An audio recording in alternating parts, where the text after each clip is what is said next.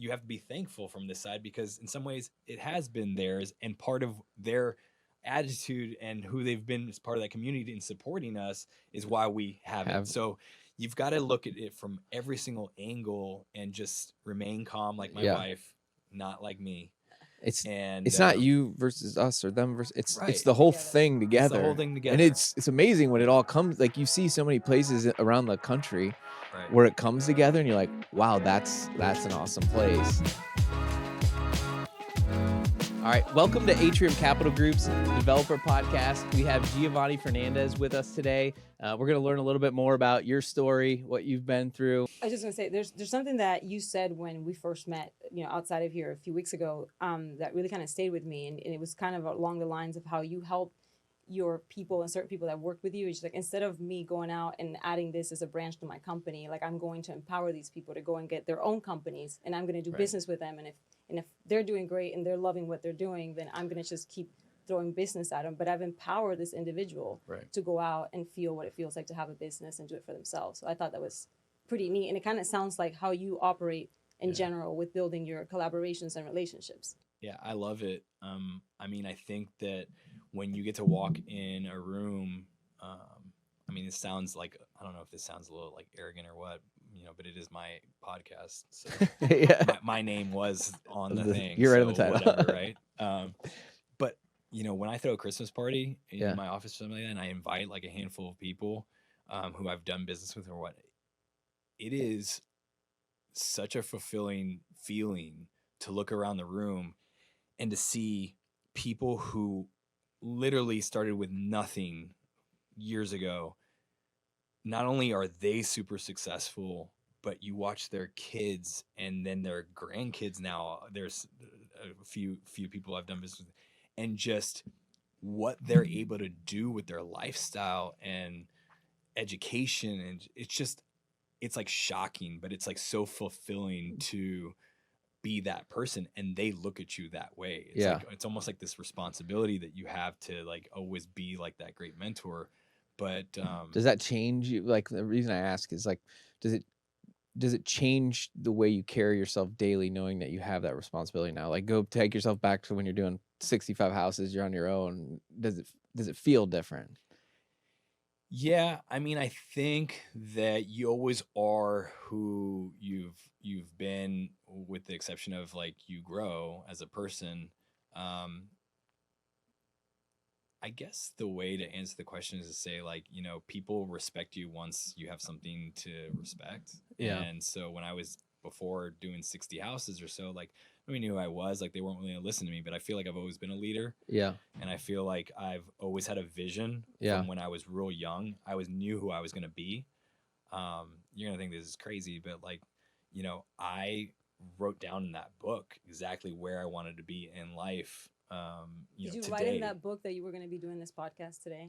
I did not, but I wrote in general podcasts. Yeah. I didn't even know what a podcast was. No, not that. But I you were talking about cabs. But I was talking about cabs. I was busy talking about cabs. We don't have any of those anymore. But I literally, like, my vision was like what I do today. Yeah. And specifically like where I sit, what's around me. And so I think people appreciate that, and I think that you got to live your own, life, but it does change you a little bit because people are watching. Yeah, and, it's amazing to me. Like, the reason I asked, I just feel that I do feel it because I know that people are counting on me. Like, not necessarily just people at Atrium either. Like, your family's counting on you in certain ways, and I kind of, as I'm getting older, you have to make the choice to like not be so like selfish in some ways. Oh yeah. My wife would probably say I haven't done that yet, but I'm trying. But I do feel the pressure of like, hey, everyone is relying on you to make sure you show up today and you keep this engine going.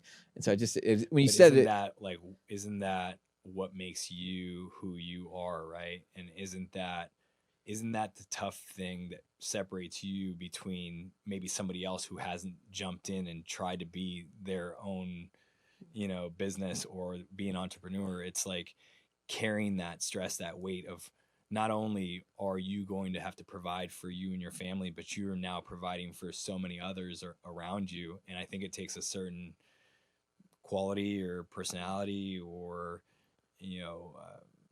call it what you want to call it. Yeah. But is what you're here to do. Yeah.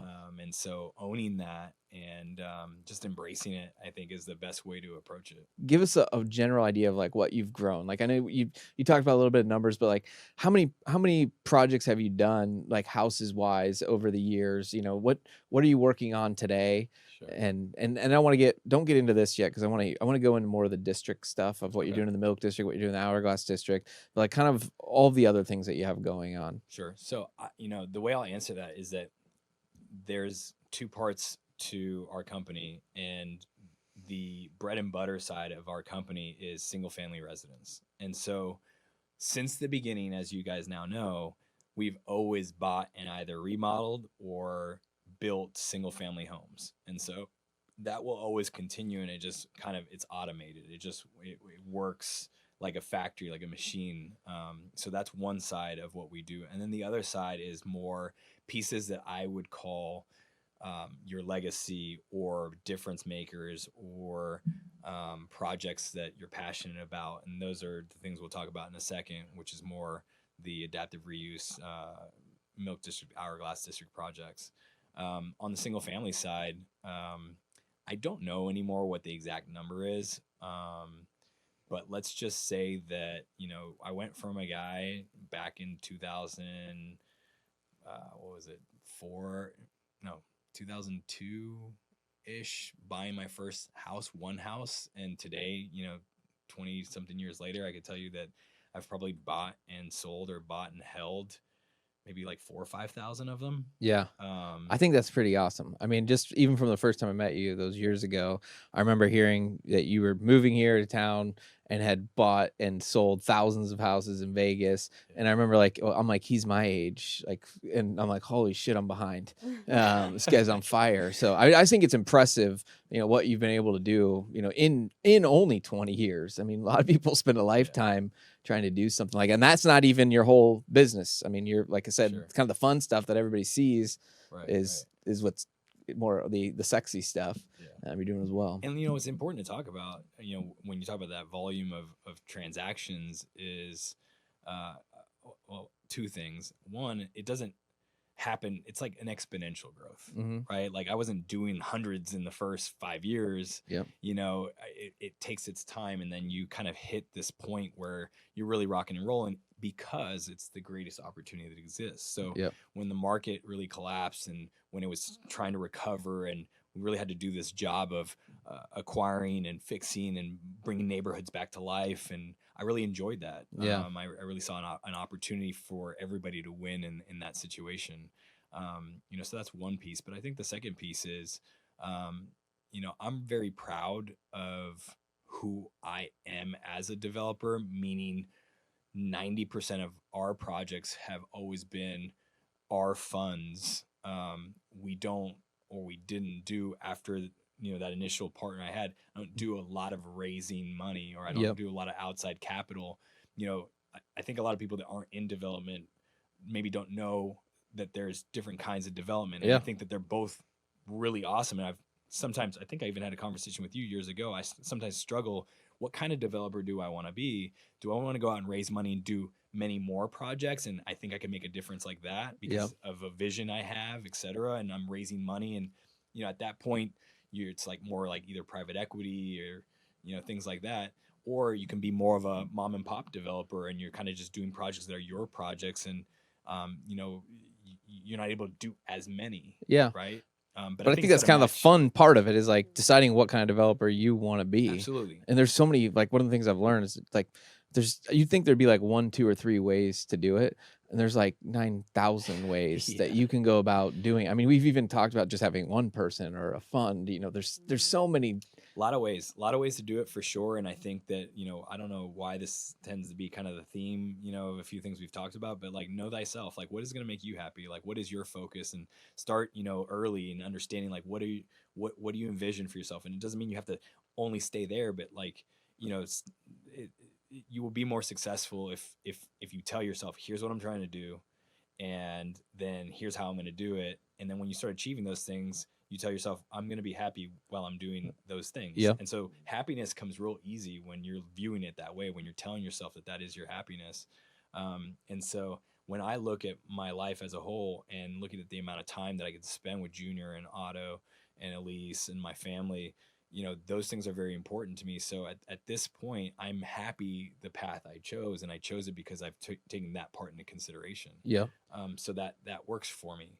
But there's a I don't know if it's exactly this, but there's a fact that I always kind of like to refer to, which is, the mind has like 35 to 40,000 thoughts a day, I think it is. But what people don't know is that those thoughts that you have are the same ones over and over all day long. And so what I like about that is if you kind of wake up in the morning and do affirmations, or if you wake up in the morning and you tell yourself and you plan, or you focus on what you're trying to achieve, you're going to train your brain to think about the things that you're obsessively trying to go after. Yeah, I made a choice a while ago. I mean, I'm not living by this today, but I turned off the news for X amount of time, like just because I was getting upset about things I can't control. That's the thing. And it's I need to only worry about the things I can control. I want to make change by controlling, these things that we were talking about, and watching people become successful. And I think that then they will, pass it along, because that's how it happened to them. Yeah. And I think that that's probably the best way that you can make a difference.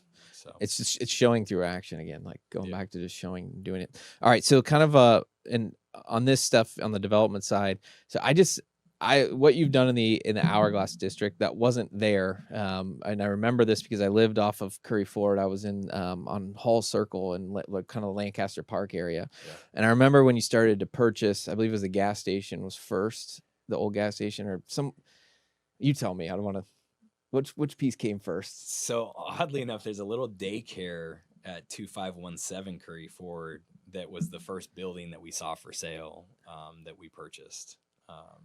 And then after that, it was the corner where the old Tony's Auto was, that included that car wash. Okay.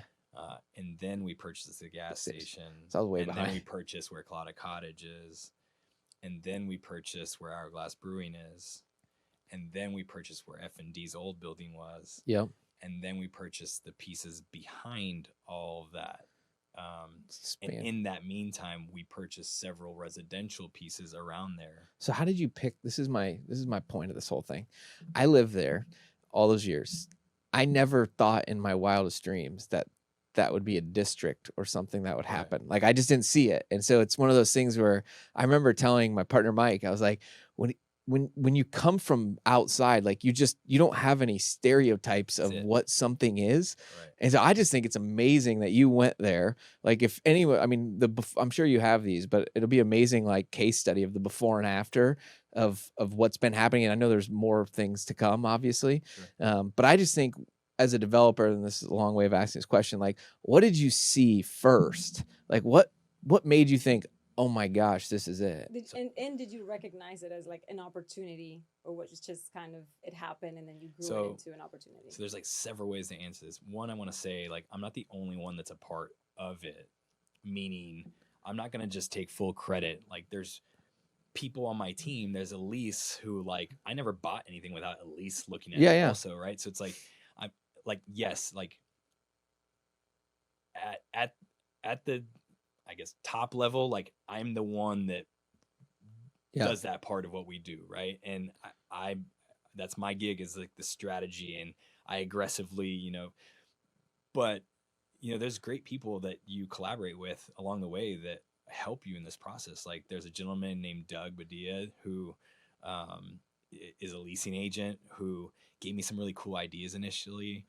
There was a couple of developers that I had dinner with because I was not familiar with the Orlando market. So a banker that I was starting to do business with said, "Hey, you should have dinner with this developer." And they kind of said a couple of things in our dinner that I was like, that's interesting. Yeah. And there was, you got to give us something. What did he say? Like anything? Can you tell us? No, absolutely. I'm going to share it. And I don't know if it's not like, a silver bullet answer for like the everything in the world, but what he said to me that was most important is, he said,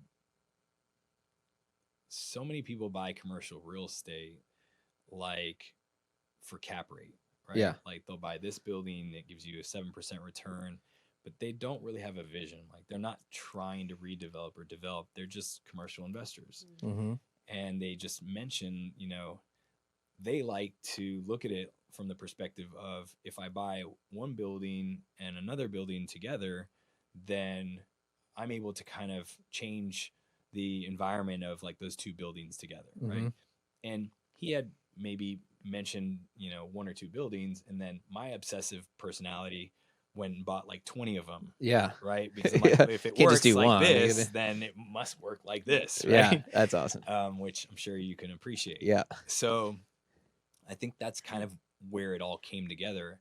I had bought the old church building where Stasio's is today, and I had started to purchase the Otto's building and Fidelity building next to it, and a fourth building around it. So as I started to redevelop that corner in the Milk District, I started to see some of the support from the community around that area, because it didn't look too hot. Yeah. Right? I mean, yeah. I remember going in that building with a lease for the first time, and there were a couple of people who were homeless in the building that we had to ask to go. Right. Yeah. And, it was just that kind of vibe. And yeah. so, when we started to get some support, and basically people saying thank you for, coming and trying to do something, I said, look, like, I think down here, this building popped up on Curry Ford near Bumby, just a little building, and it was pretty inexpensive at the time. And I said, well,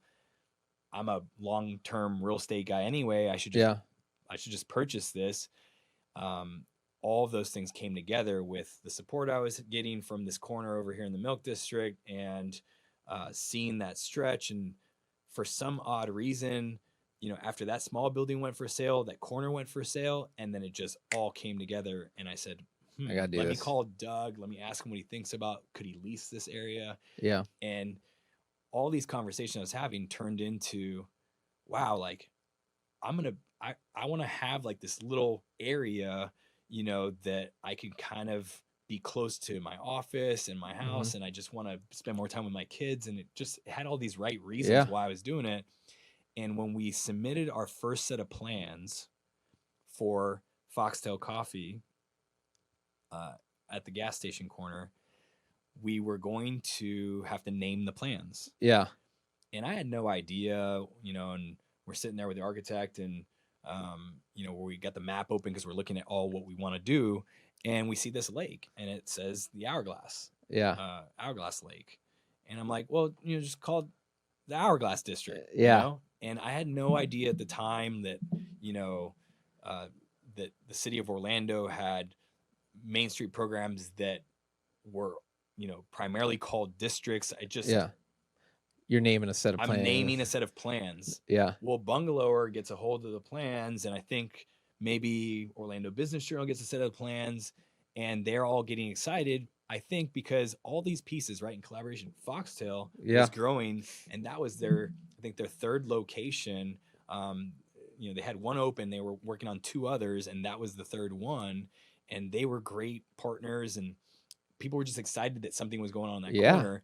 And all of a sudden, the residential neighborhood around there got all excited that we were giving them a place to go. Yeah, like my in-laws live there, and they like to go to F&D Kitchen to eat, and like the brewery pops up. I mean, it's like went from nothing to something amazing. So they all start calling it the Hourglass District. And I'm in shock when I start looking at listings that I'm trying to buy that are residential around there. Yeah. They say, oh, this nice home, like in the Hourglass District. I'm like, wow, like they're really like into this. I'm like, cool. Like that's amazing. Awesome. So the businesses started saying they were in the Hourglass District. The residents started saying they were in the Hourglass District. And so I said, let's keep it going. Let's keep it going. And I great just ring to it. continue to do it, right? Organic too, and I mean not pushed. Totally. So I think that what's neat about that project is, I want people to know that for the reason I shared earlier, that I'm, just, mom and pop developer. Maybe we can't develop as fast as people want us to now. Yeah. Right? At the beginning, they were very thankful that we were doing what we're doing. And today there's kind of this underlying, how come they haven't built more stuff yet? Or how come we haven't gone as fast as they want us to? Development is hard. It's hard. And sometimes your markets change. Yeah. Like economy changes, construction costs change, capital markets change. And so you're trying to do things that are bigger and better for the community. And trust me, that's our intention, and it will come. But I'm very excited about. Also, go ahead. Sorry, I didn't I mean was going to say I'm very excited about some of the pieces that people don't even know about yet that Yeah. we've been able to assemble down there, that we are in the process of just right now going to start rezoning. And I'm going to guess that in the next 2 years, it's going to look quite different down there. Yeah. I mean, it's amazing. I've had the opportunity to walk it with you a number of times, and it's unbelievable. I also think that one of the things from a developer standpoint is that people don't understand is everything's timing too. So sometimes when things get delayed and doesn't work in your favor, which is fine as a developer, you're like, hey, this is part of the Right. game. But sometimes it hurts the project from getting going when you want it to go, Right. because the outside environment changes, and it's you are risking your own capital, Sure. to make this happen. You are putting your family's livelihood out there. I mean, Yeah. there's obviously high risk, high reward. It's a great business. It's an adrenaline rush. Sure. But I also just think the average person doesn't realize when they're looking at a building, like, this is your money in there, and you have to decide when it makes the most sense based on all of the outside factors of when to knock it out. So you have to be thankful from this side, because in some ways it has been theirs, and part of their attitude and who they've been as part of that community and supporting us is why we have it. So you've got to look at it from every single angle and just remain calm, like my wife, not like me. It's not you versus us or them versus it's the whole thing together. It's the whole thing together. And it's amazing when it all comes, like, you see so many places around the country where it comes together and you're like, wow, that's an awesome place. Yeah, somewhere I want to live. So I think there's a lot of neat things, anything and everything from townhouses to single family homes to mixed use developments to the apartments that we have permitted right now that are on that block at Curry Ford and Bumby. That's all in planning right now. And so several projects that I think people are going to benefit from in those residential neighborhoods. And I think it's going to really change what Orlando looks like on that area. Yeah. I mean, you've already done it, and it's going to be, I know how far you're thinking out. It's going to be awesome to watch. I mean, when you think about it, when we started buying there in 2015, and I think we'll complete all of our projects probably by 2027 or so. You know, sometimes people don't realize, because they only kind of see the end of it, is you're putting 12, 13, 14 years of your life into something. Yeah. But I think there's so many people, sometimes we don't talk enough about them, who are so appreciative. I mean, I've had so many people write me nice emails or run into me, and they're always so appreciative of what you are doing. Yeah. So I think that's important to note too. That's awesome. And to your point earlier too, Giovanni, like, I think there's enough people in the community that don't understand the economics of development, but once they do, in my experience, I've noticed that they become appreciative, because then they understand like, wow, it took 5-6 years, God knows how many millions of dollars to get this going, and it's great, and now we love it, so now thank you. But in the early stages, people don't understand that, so it could be a little because I think you're looking at, a lot of people are looking at institutional developers, like, and so you walk into a room, and I go see them, and there's 18, just be no offense, they're just young, they're 18, 25-year-olds telling me about the billions of dollars of projects that they're doing, and what we're doing is a lot different than that. Like, it's our own capital. We don't have an unlimited purse, you can go run to. Unless it was Giovanni at 24. Yes, I was gonna. Like, God knows how many homes, and was already doing a bunch of business. So. But I think the public sometimes thinks that all developers are that, and they're not. I mean, there's a lot of like really great local developers here that like put their heart and soul into trying to make areas cool. I think you're an excellent example of that, and so it's fun. I mean, I love, like, I actually. In the beginning, when you're just trying to make it, you're not really focused on everybody else. You're just trying to make it. Absolutely. And as you get a little bit older, like, it's more fun to even more collaboration, like getting more of the community. Like, I think we do a good job of getting the Milk District involved, and then also some of the other areas, some of the other districts, that it's like, hey, how can we all make this awesome? Yeah. And then start building the plan. So I was saying earlier, you start by quietly doing your piece. I firmly believe that, yes, at some point people are going to develop and buy real estate in turn, but I think that when someone starts doing something somewhere at a higher level, for example, in the Milk District, when we bought the building where Sideward and Stasio's is, I really feel like the domino effect of that was not that it was not that anything wasn't ever in the Milk District. Some of those businesses that have been here for a long time, like Sports Town or others on that block, I mean, I think that they brought a culture, a vibe that I think is super important. Yep. But there's so many different pieces. Again, collaboration being the theme. When someone comes in and they do something just a little bit elevated with regard to the architecture, or with regard to the the businesses being brought in, or what it really means to the economic outlook of that area. Yeah. Other people will then buy the building across the street that are wanting to mimic what you're doing or wanting to jump on board, and then you're Yeah. down the street now from us, and I gotta think that it's not maybe the reason, but it doesn't hurt when other people are doing things on the block. Yeah. And it makes you feel more comfortable as a developer. Sometimes doing the right thing while someone's not watching, and just using your strengths and believing in something like the Milk District, I think was my approach in working together with the city on that project and making sure that we could, come in and make a difference. I think those movements are what changed the community, and we're just excited to be a part of that change, and we're excited to be a part of the Curry Ford West Market Street down on Curry Ford and Bumby, where Hourglass District is. I think it's all good, and I think that I've always said, as people move to Orlando, and by the way, like, it's grown quite a bit. I mean, I think in 2001 we were 1 million people. I think today we're approaching 3 million. Yeah. Right. So that's quite a bit of growth from people who are coming from the outside. We've got to do a combination always of respecting the neighborhoods and the people that were there originally, and kind of paying it, back to them, and just making sure we acknowledge what their needs and wants are. But we absolutely have to fast forward, think about the people who are moving here for that lifestyle that they came from a bigger city or a smaller city, or what they're looking for, and what's trending today that we can improve on. And so it's not slowing down at all. I mean, there's people, I always look at the way I judge population growth is how long I sit at a left-hand turn light. And it's like, I feel like I'm way back now. Like, whenever I was the biggest one is the one on Fairbanks, when you're making that hand turn on 1792. It's like, oh, this is going way back. There's another one that I sit there, I'm like, oh my God, we're growing. It's nuts. Also, just on that building, I think it's pretty cool for those who go to Stasio's now, or who go to Sideward.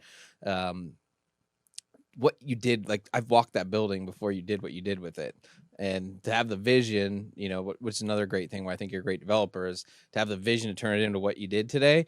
There was not very many people that were walking in that building and thinking, oh, this could be Stasio's, or this could be the brewing. It did not look anything like that. It was a church with elevated risers and all kinds of stuff going on. And I watched you gut out the floor to get the building all back to the right, height in certain areas. So it was a pretty awesome job you did down there. All right, that kind of wrap it up. Currently, market wise, it's not very good. From when I say not very good, it's just not what it was. Right. Just different. So rates are higher, construction costs are higher.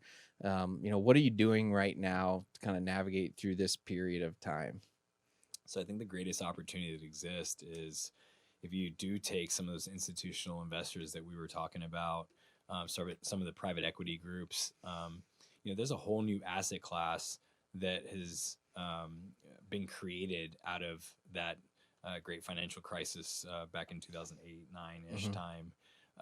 And so that asset class has created, all this money that is institutional, that is more corporate, that wants to be employed, that wants to have a piece of real estate. And so I think that money has a different purpose, and the purpose is to acquire real estate and to operate the real estate.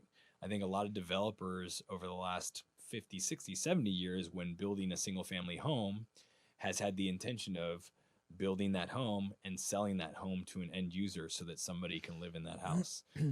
So in today's economy, when it seems like the traditional way of doing things might be going through an economic downturn, you got to kind of look at some of these things that are new or different. And I think that private equity or institutions are still looking to build assets to hold them and operate them. Specifically, build to rent is my interest, because our background has always been single family as our factory. And so it's going to be unique to us because for a long, long time, we would build our own stuff. And now we're very open minded to acting just as the general contractor and playing that role for friends of ours. And so we're building right now a couple hundred homes in the Lady Lake Villages area. And we're doing that as a partner in a different way. And it's very unique to what we've done for 22 years. And I think that's okay because you've got to evolve and you got to use the strengths you have for, again, the greatest opportunity that exists. So I think that's how you stabilize yourself. And then when it comes to the legacy piece side, it's like what I tell people who often ask me, and I'm sure because you're in real estate, they ask you this question too: should I buy a house right now?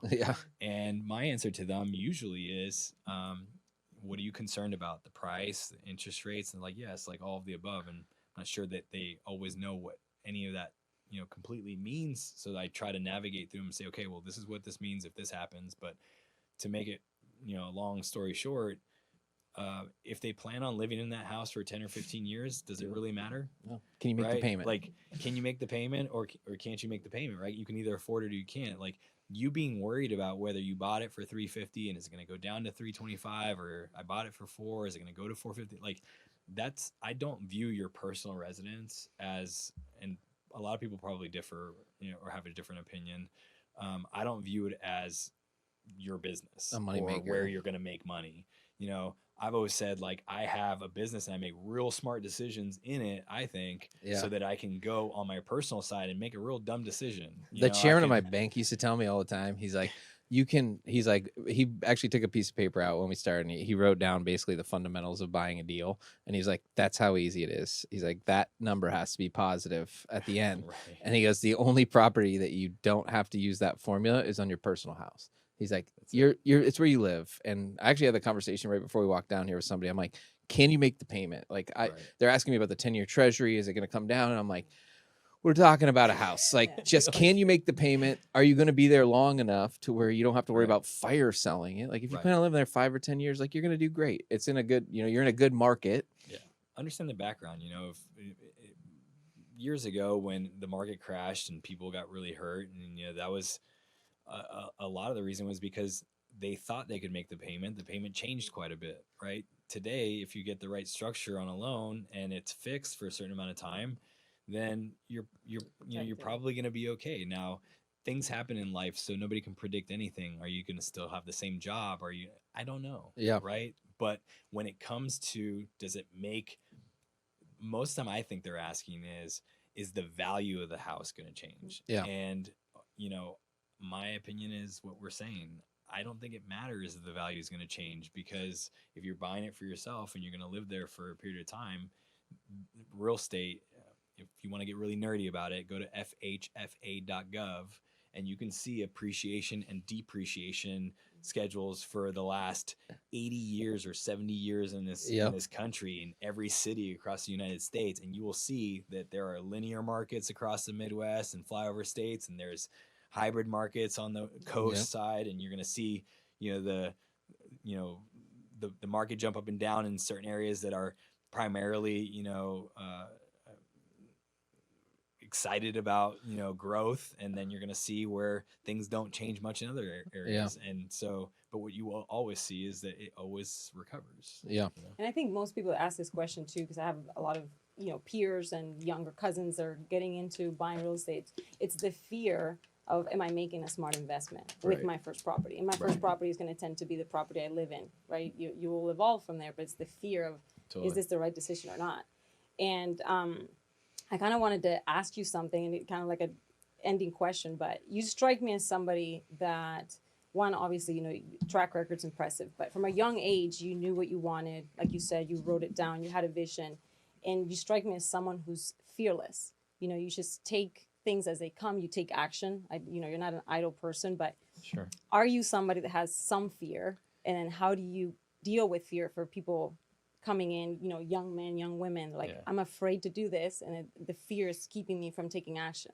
So like I started at the beginning of the podcast talking about my Ironman race, And I said, everything kind of parallels itself. Like the life lessons are the life lessons. And so you'll see them over and over and over. And fear at the beginning of making a business deal or jumping in doing business comes from not knowing. Jumping into a relationship with somebody comes the fear from not knowing. Is it going to be the right thing? Do I know this person, etc.? Fear from doing an Ironman race and doing an open water swim that's almost 3 miles in the ocean or in a lake that's dark water that you don't know if you're going to get to the other side of it comes from a lack of education and training, right? Yeah. And so everything in life is about knowing that you should do away with that fear, because if you jump into something and you work hard at it and you experience the things that are not great about it, then you will eventually gain some wisdom in how to make adjustments, and then you will make it work. And that's what I think we've been really great at, is I know how to navigate and I know how to have the reaction where everything is perfect. My new partner says this to me all the time. You know what I've loved about you for the last year that we've been doing this is that every time I bring something to you, your response is perfect. Yeah. And the questions you asked me to wrap it up, the answer is this last Ironman I did was the first time that I did not have fear going into the water.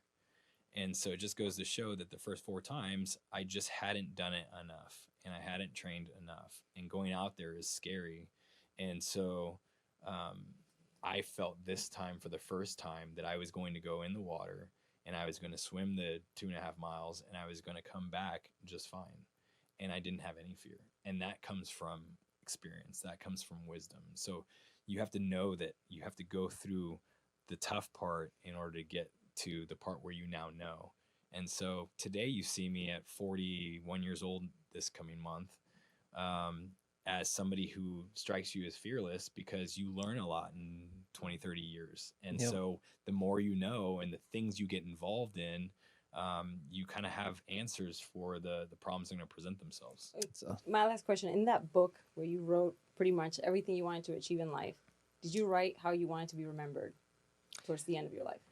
I didn't write specifically how I wanted to be remembered, but at some point, maybe not in that book, but in my journey, I have written, to remind myself that I am going to be remembered. And so keep being the person that I want to be, right? Who am I? And I always say this in my meetings. If anybody's ever come to my meetings, that I usually will have a meeting.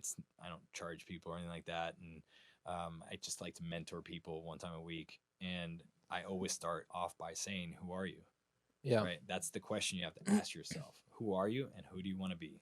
And that's what it comes down to. Because if you can figure out who you are right now and what your position is right now and where you stand, and you know where you want to go, those are the 2 pieces you need to figure it out, and then after that, it's, time.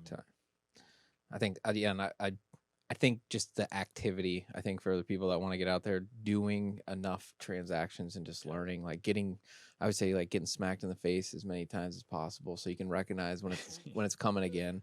Yeah. But thank you for doing this. This was awesome. I really enjoyed getting to know you more personally too. And I've always loved and respect what you've done. I think you do it the right way, and I'm excited to see what happens over the next 30 years. So thanks for doing this. We're Invested Podcast is produced by Atrium Management Company. Thanks for tuning in. And don't forget to like, follow, and subscribe.